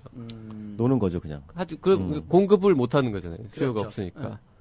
하지만 그 사람들의 어떤 수고 같은 거는 아무 의미 없이 소멸되어 버리는. 뭐 그런 측면에서 볼 수도 있겠네요. 뭐 공급이 역시 또 저장되지 않고 시간이 지나면 없어지는 거니까. 그래서 가령 뭐 저희 옛날에 학생 때, 의과대학 학생 때 그 소아과에 소아 내분비 하시는 선생님 중에 유명하신 분이 있었는데 그분이 이제 아마 그때 이제 성장 호르몬 요새는 많이 하지만 뭐 맞추면 키 작은 애들이 키 커진다 뭐 이런 거 있지 않습니까? 네. 그런 치료를 우리나라에서 아마 최초로 하셨던 분 중에 한 분인 것 같아요. 네. 그래서 가끔 이제 아침에 이제 뭐 방송에 아침마당 이런 데 나가셔가지고 한번 방송을 하고 오시면 네. 그날과 그 다음날 완전히 그 소아과 외래가 뭐 미어 터집니다. 그냥 막 전국에서 그냥 키 작은 애들은 다 오고 엄마랑 같이 와가지고 막 그러고 있는데 뭐 그래 봐야 아무리 많이 봐야 뭐 100명, 200명 보고 그렇겠죠. 나머지는 그냥 다 집에 가는 거죠. 그래서 그런 것들을 관리하는 게 이제 서비스 업종의 이제 큰 특성 중에 하나겠다라고 할 수가 있겠습니다. 이질성 부분은 이질성 하나 남았잖아요. 네, 마지막인데 이질성이라는 거는 이 서비스라는 건 결국 사람이 하는 거거든요. 그렇기 때문에 항상 똑같은 서비스를 제공할 수가 없어요. 전 이제 이질적이다 우리 흔히 말 그건 줄 알았더니 질이 계속 왔다 갔다 한다는 거죠. 네. 가변 그러니까 영어로는 이제 variability라고 얘기를 하는데 그게 이제 계속 변동이 크다라는 거죠. 그러니까 가령 다시 테레비 얘기를 들면 삼성전자에서는 상당한 품질 관리를 해가지고 테레비를 계속 생산을 해내기 때문에 테레비를 사면서 야 이번에는 제대로 된 테레비가 올까 걱정하는 사람 별로 없어요. 그죠? 네, 그렇죠. 야 이번엔 제발 좀 제대로 된 테레비가 와야 될 텐데 이런 거 걱정하는 사람은 일단 없죠 최소한. 그리고 잘못된 테레비가 오면 가서 그냥 반품하고 교환하면 되니까. 그런데 가령 외과 수술 같은 경우에 우리나라에서 제일 수술을 잘 하신다는 모 교수님이 수술을 하신다고 해도 뭐 그럴 리 없겠습니다만은 전날 새벽 3시까지 술을 드시고 아침에 뭐 7시에 첫 케이스를 들어오셔가지고 술 냄새 팍팍 풍기시면서 뭐 수술을 만약 하게 되면 평소에 하던 수술하고 똑같은 수술이 되기는 어렵겠죠. 그죠?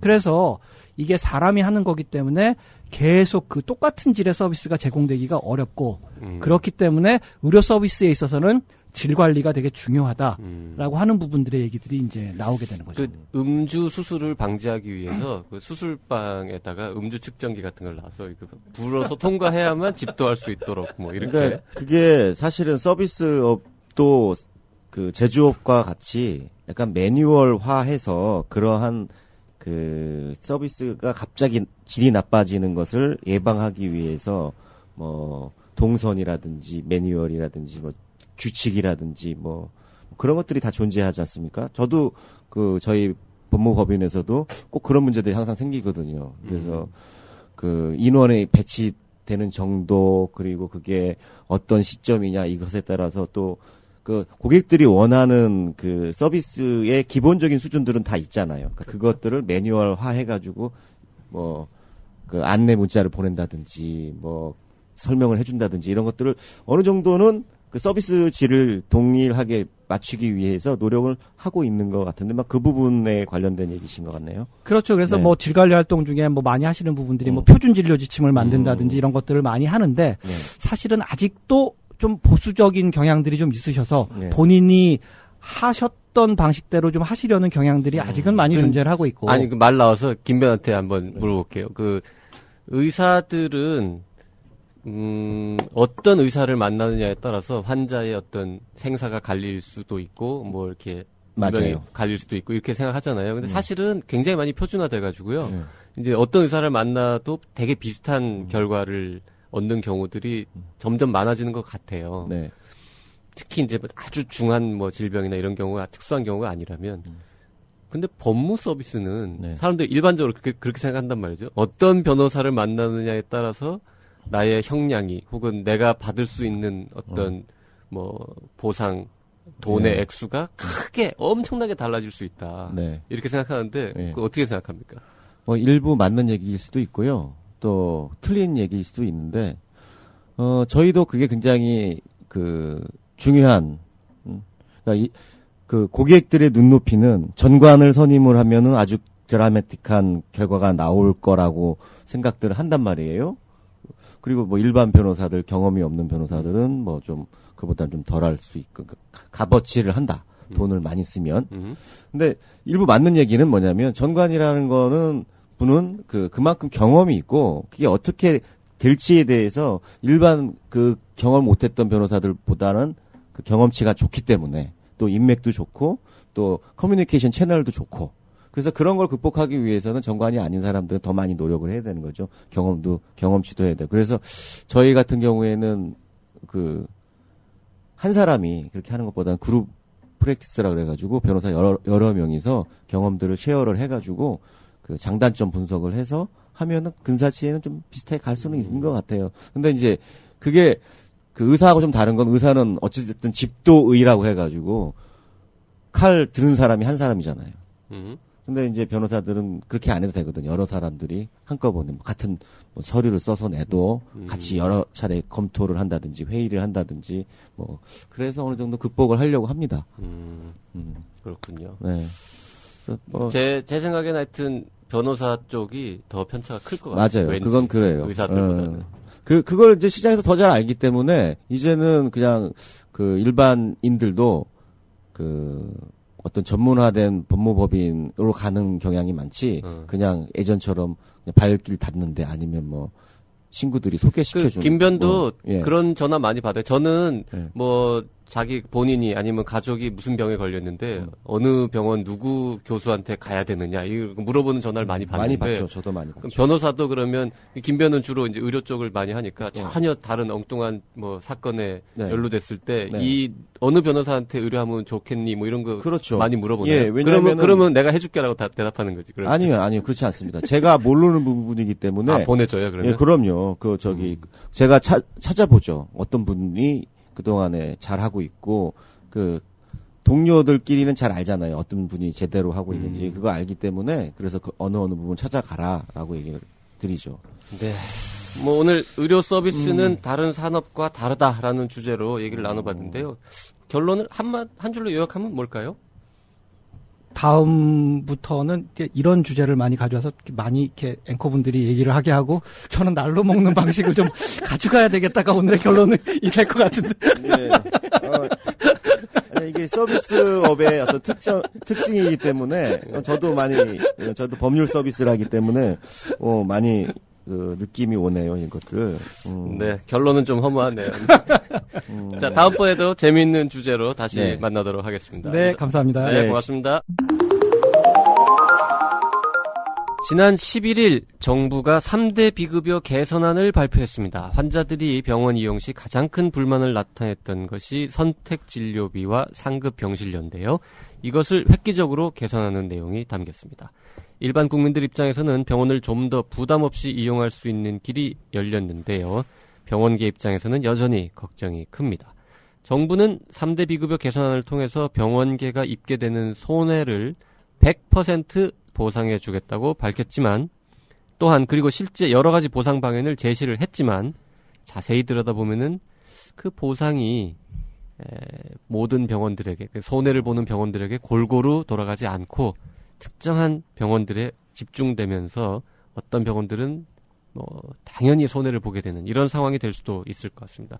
자, 오늘 이슈 내망현에서는 왜 이런 우려가 나오고 있는지 자세하게 살펴보도록 하겠습니다. 예, 지난주에 이어서 오늘도 청년의사신문 곽성순 기자 함께했습니다. 안녕하세요. 네, 안녕하세요. 청년의사신문 곽성순 기자입니다.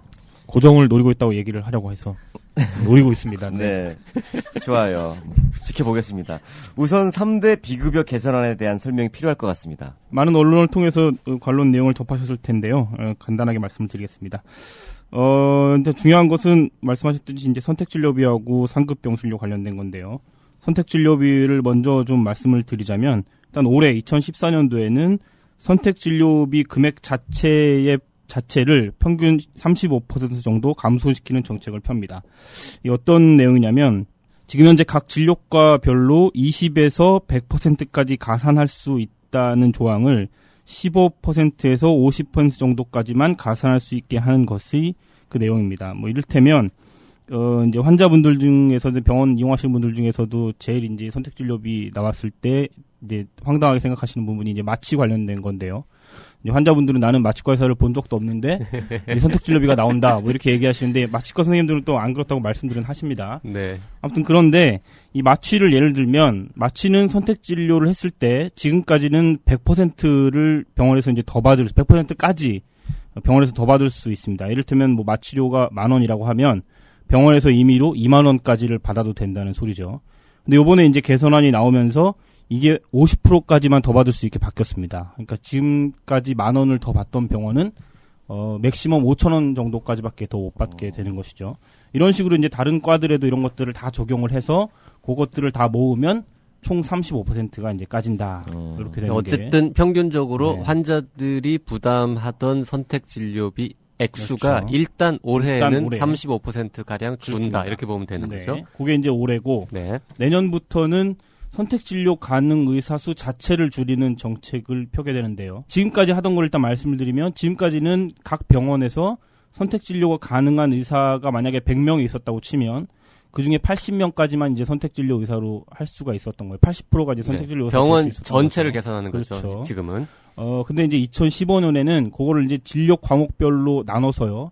그 진료 과목에서 선택진료가 가능한 의사들 중에 65%, 이를테면 3명이라고 하면 2명 정도까지만 선택진료 의사가 될 수 있습니다. 그리고 그 다음에 이제 2016년도에는 요거를 좀 더 타이트하게 적용해서 진료 과목별로 30%까지만 선택진료 의사가 될 수 있습니다. 즉 3명 중에 1명이 되는 건데요.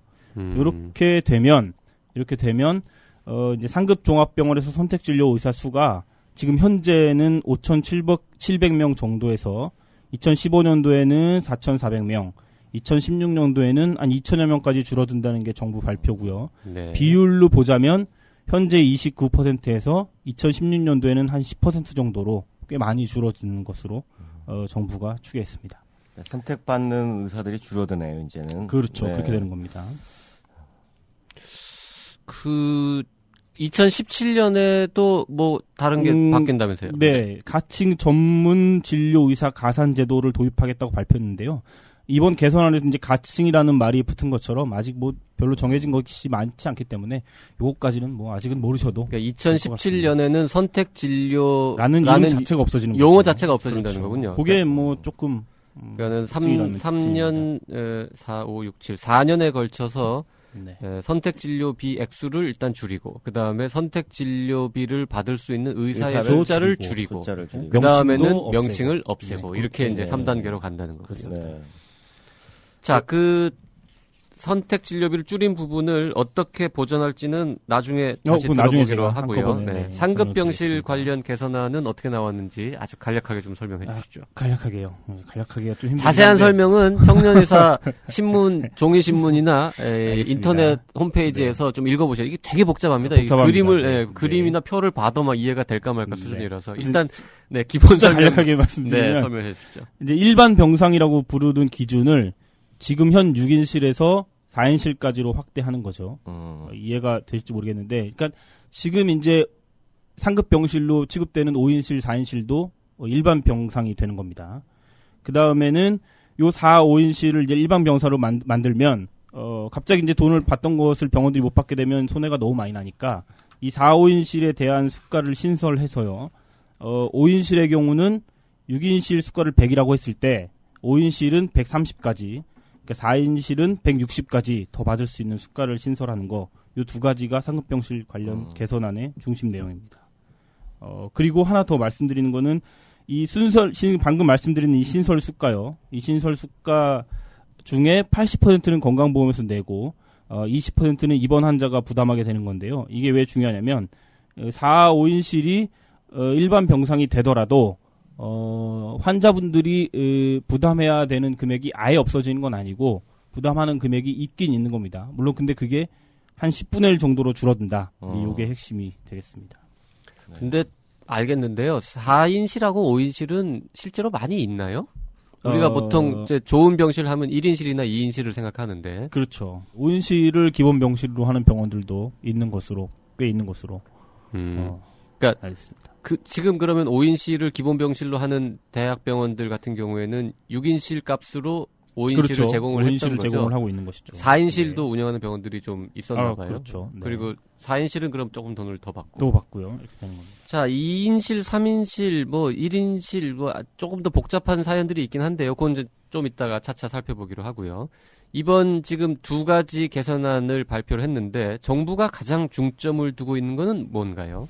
네, 이 부분은 이제 제가 설명을 드리는 것보다는 복지부 담당자의 의견을 직접 듣는 게 더 나을 것 같은데요. 저희 이제 청년의사 신문에서 복지부 손영래 보험급여 과장을 인터뷰했습니다. 손영래 과장은 이번 3대 비급여 개선 TF를 주도해 운영했고요. 의료기관들과 의견을 조율하는 역할을 맡기도 했습니다. 이 송 과장으로부터 정부가 3대 비급여 개선 방안을 마련할 때 가장 중요하게 생각했던 부분을 들어보시죠.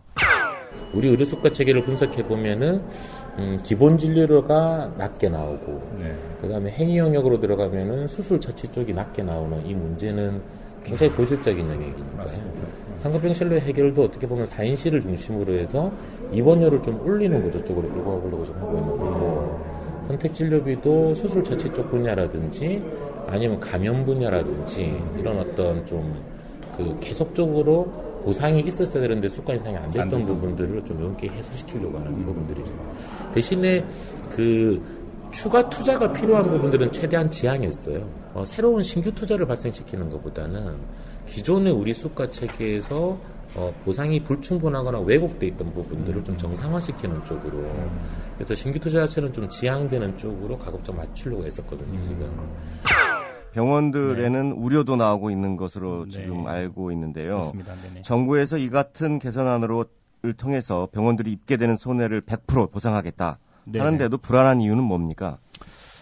일단 병원들이 손해 보는 것에 대해서 정부가 100% 보상하겠다는 것은 맞습니다. 일단 그 손해는 이제 정부가 밝힌 거에 따르면 전체 우리나라 병원에서 선택 진료비 때문에 손해되는 게 한 1조 3천억 정도 되는 거고요.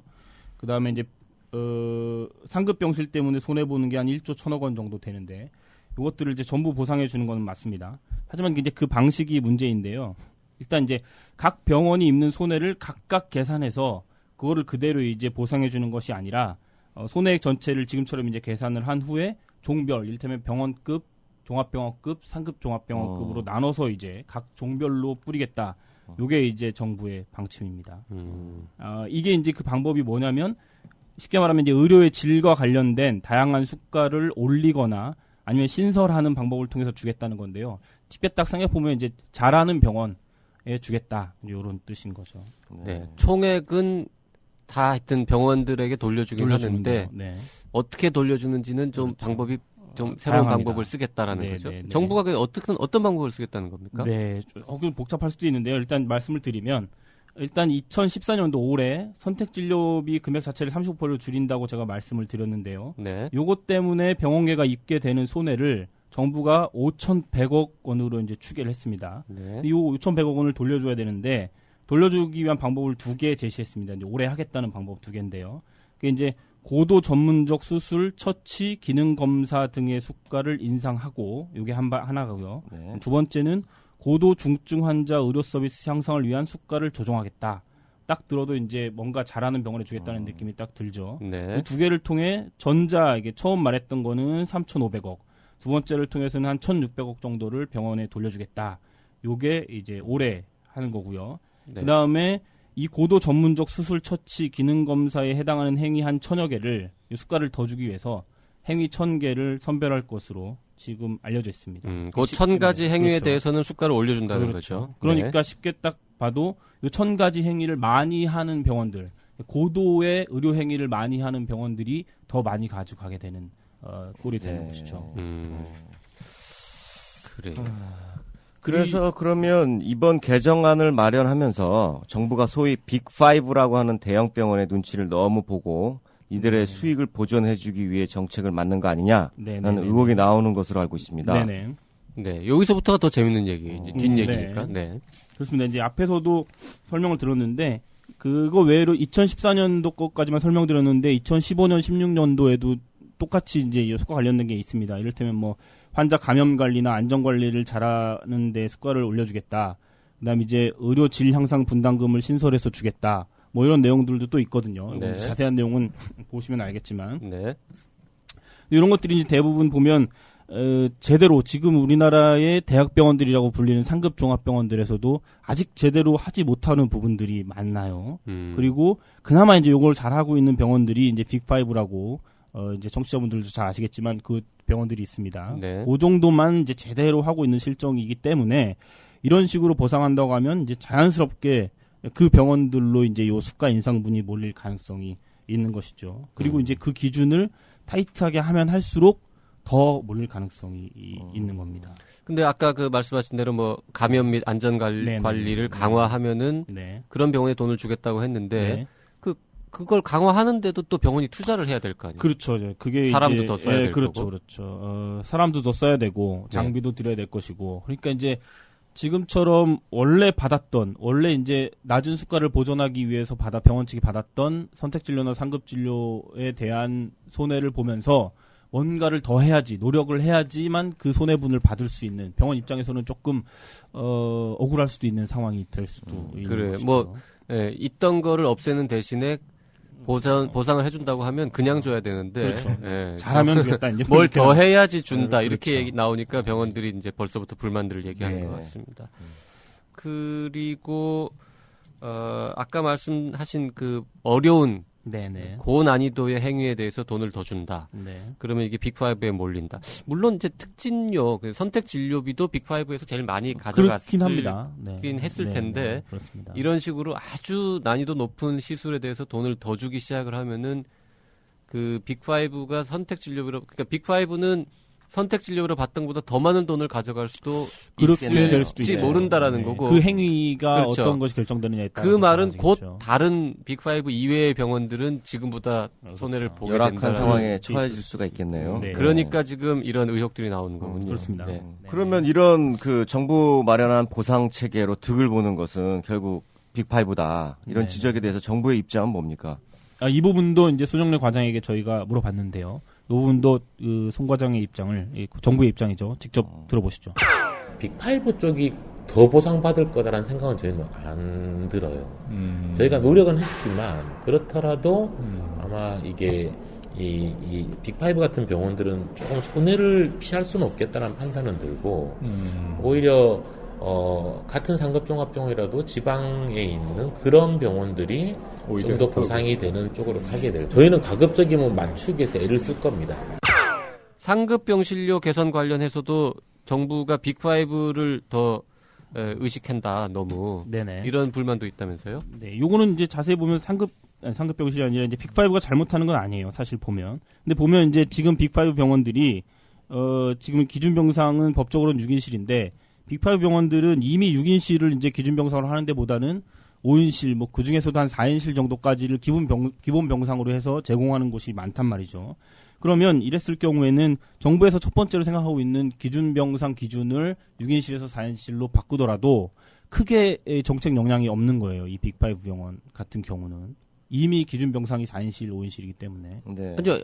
예전에 6인실 값을 받았는데 그 정부가 5인실 가격, 4인실 가격, 6인실 가격을 다르게 책정할 거니까 빅5 예를 들어서 4인실이나 5인실을 기본으로 하던 병원들 같으면은 똑같이 운영해도 돈을 더 받을 수 있게 되는 근데 거죠. 이제 제가 말씀드리는 정책적 영향이 없다는 것은 기본 병상 비율이 안 바뀐다는 거예요. 네네. 네. 이를테면 이제 전체 병원계를 봤을 때는 이렇게 정책을 바꿨을 때 꽤 기본 병상이 늘어나는 것으로 돼 있는데요. 빅5 병원만 따로 보면 요거는 이제 정부에서도 이렇게 발표를 했습니다. 따로 보면 현재 일반 병상 비율이 59%인데 요 기준을 6인실에서 4인실로 바꾸더라도 빅5의 기준 병상 비율은 단 3% 늘어서 62%가 되는 게 고작입니다. 그러니까 많이 안 늘어난다는 것이죠. 빅5는 이미 6인실이 별로 그렇죠. 없거든요. 이미 별로 없는 겁니다. 그렇기 때문에 정부에서 11일 발표 전에 10일 날 기자대상 브리핑을 했었는데요. 그때 뭐라고 언급했냐면 일반 병상 기준을 변경해도 병상 확보 비율이 70%가 안 되는 병원의 경우 2인실까지 일반 병상에 포함시킬 수 있다. 고려하고 있다. 뭐 이런 멘트를 했거든요. 사실상 보면 빅5 병원의 일반 병상 비율을 70%까지 맞추려면 그 병원에 있는 2인실도 일반 병상에 포함시키는 방안까지 검토를 해야 된다. 뭐 이렇게 얘기를 한 거죠. 이거 굉장히 큰 논란을 불러일으킬 수 향후에 있는 불러일으킬 수 있는 방법이. 그러니까는 지금 일반 병상 기준을 변경해도 그 일반 병상 비율이 70%가 안 되는 병원의 경우라고 말을 했지만 이 병원은 빅5밖에 없다는 거죠. 이런 병원은 없다고 볼 수는 없지만 거의 빅5만 그렇다고 볼 수 있죠. 네, 그래서 즉 이 얘기를 원용해서 다시 쉽게 설명을 하자면 김변도 지금 잘 모르는 얘기죠, 이거. 그러니까 결국에는 그 대형 병원의 쏠림 현상이 더 그렇죠. 결과적으로 그렇게 될 수 있죠. 그러니까 4인실까지가 기준 병상인데 빅5는 3인실이나 2인실도 일반 병상으로 쳐줄 수 있다라는 뜻이 되니까 국민들 입장에서 글로 가려고 하겠네요. 그러니까 이걸 쉽게 더 설명드리면 이게 실명을 얘기해서 좀 그렇긴 하지만 세브란스 병원을 예를 들면 강남 세브란스 병원에 4인실을 가는 것하고 신촌 세브란스 병원에 2인실을 가는 게 환자로서는 별 차이가 아무 차이가 없는 겁니다. 똑같은 겁니다. 약간 차이 있겠죠. 그래도 2인실은 수가가 좀 더 높을 거니까. 아니죠. 기준 병상이 되면 수가는 똑같죠. 그래요? 아니 그래도 아까 왜 4인실하고 5인실하고 6인실하고는 조금 다르다고 했으니까. 만약에 정부가 2인실을 기준 병상으로 해주면서 수가를 좀 더 받을 수 있게 해줄 정책을 편다면 조금 더 낼 수는 있겠죠. 그렇네. 아니 어쨌든 그러면 강남 세브란스 병원에서는 4인실에 있는 거하고 2인실에 있는 거하고가 굉장히 큰 차이가 나는데 그렇죠. 신촌에 있는 세브란스로 갔을 때는 4인실에 있으나 2인실에 있으나 별 차이가 없다. 그러면 누가 강남에 2인실에 있냐 이거죠. 저도 신촌 2인실로 가죠. 이 문제를 지금 병원들이 지적하고 있는 거죠. 빅5 쏠림 현상이 더 심해진다. 대형 병원으로의 환자 쏠림이 가속화되지 않을까 이런 우려가 있는데요. 곽 기자는 어떻게 보세요? 네, 뭐 문제입니다. 이거는 문제고 이미 뭐 이런 주장을 하는 곳이 여러 곳 나오고 있는 상황이고요. 사실 정부에서도 이번 그 개선안 브리핑할 때 뾰족한 대책을 내놓지 못했습니다. 내놓은 대책을 보면 경증 단순 질환자의 합리적 의료 이용, 유도 등 전달 체계 개선, 수도권 병상 증설 예방을 위한 병상 관리 합리화, 의료질 향상 분담금과 협력 진료 수가 신설을 통한 환자 부담 가중 등 뭐 이런 것들인데요. 이런 내용들은 뭐 이미 예전부터 나오고 있는데 못하고 그렇죠. 있다고 보는 게 맞겠죠. 못하고 있는 부분들입니다. 그렇기 때문에 복지부가 해결해야 하는 가장 큰 문제가 아닌가 싶습니다. 복지부 손흥래 과장의 이야기를 다시 들어보시죠. 3대 비급여라고 하는 게 좋은 역할이었다고 보긴 힘들지만 그나마 좀 역할을 하고 있었던 부분들이 의료의 질을 끌어올리는 원동력이 됐던 측면 하나하고 다른 한편이 그래도 가격 장벽을 침으로써 상급 대형 병원들, 특히 이 수도권의 소재에 있는 대형 병원들로 몰리는 걸 좀 완화시켰던 효과를 분명히 가지고 있었거든요. 그러니까 이게 3대 비급여 쪽을 부담을 완화시켜주겠다라고 이미 결정을 한 이상은 사실은 그런 현달 체계상의 쏠림이 심화되는 문제는 좀 근원적으로 생기게 돼 있습니다. 그래서 이번에 그거를 좀 방지하기 위해서 이것저것 대책은 많이 저희가 좀 검토하고 있고 앞으로도 계속 검토하겠지만 아마 이번을 필두로 저희가 계속적으로 좀 더 가다듬고 더 많은 걸 개발해 봐야 될 거예요. 재원 마련은 어떻게 하겠다는 건가요? 4조 6천억 원이나 들어간다고 알고 있는데요. 네, 재원 마련 방안도 밝히긴 했는데요. 아직 구체적이지는 못합니다. 일단 그 복지부는 3대 비급여 개선안을 위해서 올해 5,600억 원, 2015년부터 2017년까지 매년 평균 3,600억 원이 필요할 것으로 전망했습니다. 이게 다 이제 누적하면 한 4조 6천억 원 정도 된다고 하는데요. 올해를 예를 들면 복지부 말에 따르면 올해는 이미 보장성 강화에 1조 5천억 지출이 예정돼 있기 때문에 추가로 이제 뭐 보험료 인상이나 이런 것들이 필요 없다고 말하고 있는데요. 2015년 내년부터 2017년까지는 매년 건강보험에서 약 1% 정도의 추가 인상 요인이 발생할 수 있다고 밝혔습니다. 하겠다는 건 아니고 발생할 수 있다고 밝히고 있습니다. 이제 말 그대로 이제 추계일 뿐이죠. 근데 이제 실제로 개정안이 시행됐을 때 이제 어떤 별수가 발생하는지 알 수 없고 그 후에 이제 국민들이 실제로 보험료를 추가 인상해야 된다고 발표를 하면 그걸 받아들일 수 있을지도 이제 미지수고요. 그렇기 때문에 그리고 또 3대 비급여 개선안 자체가 기본적으로 이제 서민들보다는 중산층에 더 유리한 측면이 있습니다. 여러 가지를 고려해 보면. 이 때문에 여러 가지가 있는데요. 이에 대해서도 이제 손흥민 과장의 설명을 직접 좀 들어보시죠.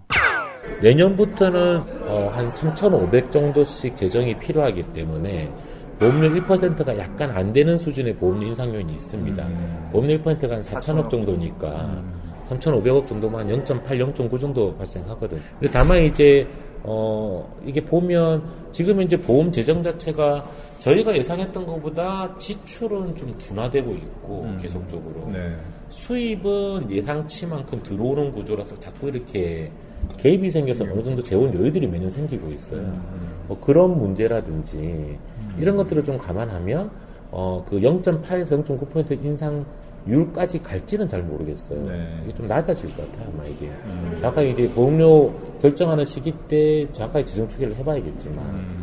그래서 저희가 좀 어느 정도 인상을 억제할 수 있다라고 하는 거는 제로로 하겠다는 건 아니고요. 지금 여기서 우리가 제시하고 있는 것처럼 1%대까지 가진 않을 거라는 예측이 들어져요, 제가 보기에는.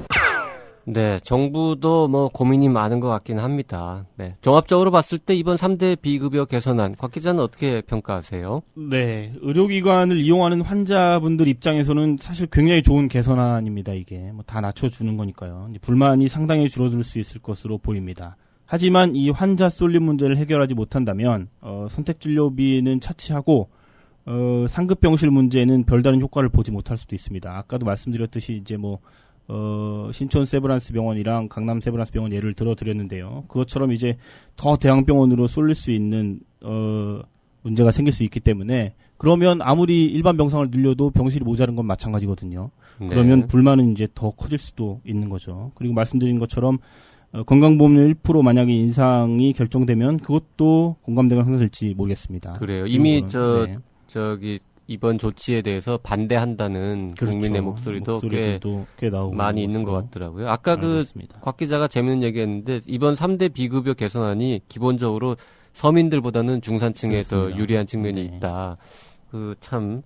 잘 조금만 생각해 보시면 그런 겁니다. 사실 선택진료 대형 병원에 가서 그렇죠. 선택진료비를 내는 분들도 가난한 분들보다는 상대적으로 중산층이고 또 상급 병실에 가시는 분들도 그런 거고. 그래서 6인실에 가고 뭐 지역 보건소에 가고 공공병원에 가시는 분들이 낸 보험료를 가지고 중산층들이 뭐 2인실, 3인실에 가고 선택 진료를 받는 거를 보태주는 게 과연 건강보험의 원리에 합당하냐. 이런 이제 기본적인 아주 원론적이고 철학적인 문제도 있는 거잖아요. 네, 그렇습니다.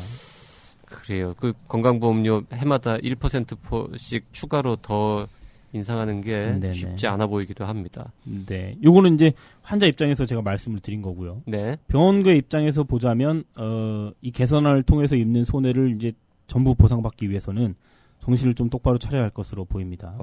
이제 보상과 관련해서 더 디테일한 부분이 정해지겠지만 그런 부분에 계속 신경을 이제 쓰시면서 준비를 좀 해야지 내가 손해 보는 것을 경쟁 병원에서 이익으로 가져가는 상황을 방지할 수 있을 것으로 보입니다. 무엇보다도 이제 정부의 의지가 중요한데요. 3대 비급여 개선을 통해 수가 체계를 바로잡는 것도 좋지만 보상이 몇몇 대형 병원으로 몰릴 가능성이 큰 기준을 세운다면 병원계의 반발을 피할 수 없을 것입니다. 물론 명분들은 다 좋지만 현실적인 부분도 좀 고려해야 되지 않나 하는 생각이 듭니다. 병원들이 지금 상당히 예민하겠네요. 이거. 계산기를 막 두드려보고 막 고민하고 있겠네요. 네. 자, 오늘 이슈 내망현은 여기까지입니다. 복지부 손영래 과장 인터뷰 내용도 들어가고 좋았네요. 앞으로 종종 이렇게 하는 것을 하시죠. 네, 좋은데 그러려면 청년회사 라디오 팀이 더 바쁘게 움직여야 하겠습니다. 네, 히구라 고정놀이는 곽성순 기자도 수고하셨습니다. 네, 감사합니다. 히포크라테스 마칠 시간입니다. 그러고 보니 히구라 업로드 되는 날이 발렌타인데이입니다.